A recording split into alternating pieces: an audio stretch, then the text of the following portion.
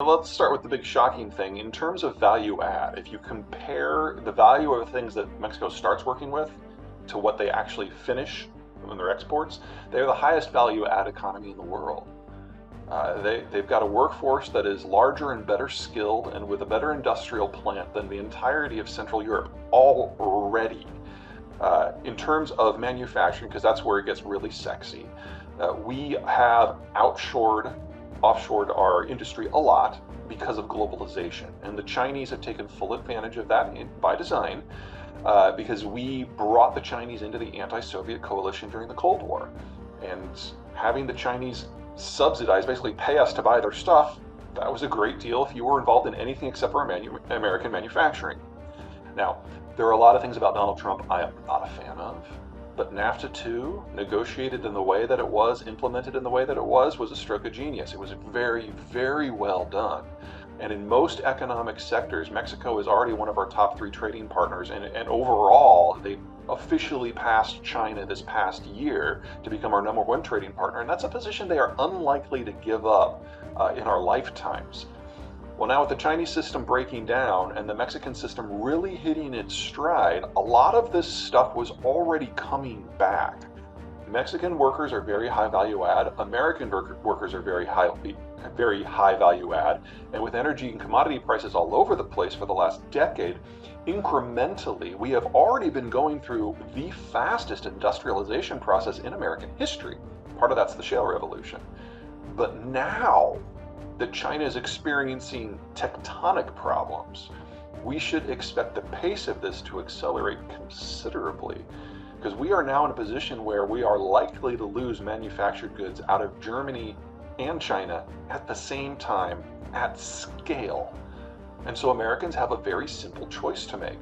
We can have high inflation and not have goods, or we can build our own industrial plant with the Mexicans and have the fastest economic growth in our history. I mean, this is not a hard decision to make. It has hallmarks of a failed state because of the narco problem, right? No. I would argue at least half of that is our problem, because we really love our cocaine in this country. And as long as that is the case, there is going to be a smuggling route for the cocaine to get in. And the cartels are a very serious threat, and they're becoming more serious. So the background. The Sinaloa cartel has been the most powerful organized crime group in the world for several years, and they have crossed north of the border, and under the Obama administration, they were identified as public enemy #1. And El Chapo, their leader, became our most wanted person. And after a lot of back and forth with the Mexicans, we captured him, he escaped, we captured him again. And now he's serving out multiple lifetime prisons, he'll never see the light of day again. And the Sinaloa cartel is starting to disintegrate. In many ways, that's a problem, because under El Chapo, it was run as a business. Cocaine smuggling is what they did, and so you didn't engage in side businesses. You did not corrupt local government. You did not shoot the locals or rob the locals, because that would encourage people to turn against you. With El Chapo gone, that's kind of fallen apart. It's become a lot more violent, starting to fracture. And a new faction, the Jalisco New Generation cartel, is rising up, and it is hyper-violent. And the first thing they do when they move into a town is shoot a bunch of people. And they run cocaine on the side. They are in the process of challenging the other cartels for control of all the plaza access points on the border, and if they manage to successfully cross at just one of them, well, then white chicks named Debbie and Dallas are going to get shot, and our view of Mexico and the drug war is going to change dramatically in a very short period of time. Part of the problem with the cartels is that in northern Mexico and in southern Mexico, you've got a topography that is relatively difficult for governments to control. So in the north, you've got a highland desert. In the south, you've got tropics. It's just difficult for states to push their writ in areas like that. That's one of the reasons why central Mexico has, as a rule, been less violent. In that sort of environment, especially when the cartels consider drug running to be their primary source of income, there's nothing that says that it has to overlap with traditional routes. Because if you've got one guy with a backpack with 20 pounds of coke, that's a lot of cash. He doesn't need a container to do that. And you can have the two operating side by side with a degree of insulation, and the violence itself is usually never more than 1 or 2% of the physical land area of the country at any given time. So if you got a security team with your operation who knows how to keep their ears to the ground, They can figure out what's coming and when to shut down and who not to deal with, and it can be managed. The challenge moving forward is if Jalisco really does get control of a plaza, the plazas are where the licit goods transfer through, and that's too close. El Chapo and the Sinaloa use those, but they don't interfere with trade because they realize it would be bad for their business. El Mencho and the Jalisco New Generation cartel would probably have a very different operating strategy. Yeah. Right now, they're contested, and most of the violence, almost all the violence, is on the south side of the border. But if they do seize control of one and they have unrestricted access to the United States, that would threaten trade. When you've got a cartel with one dude at the top who's calling all the shots, it's kind of like what's going on in China. If Xi were to die tomorrow, you would have national disintegration in a short period of time because there's no other source of authority. The same with Jalisco New Generation.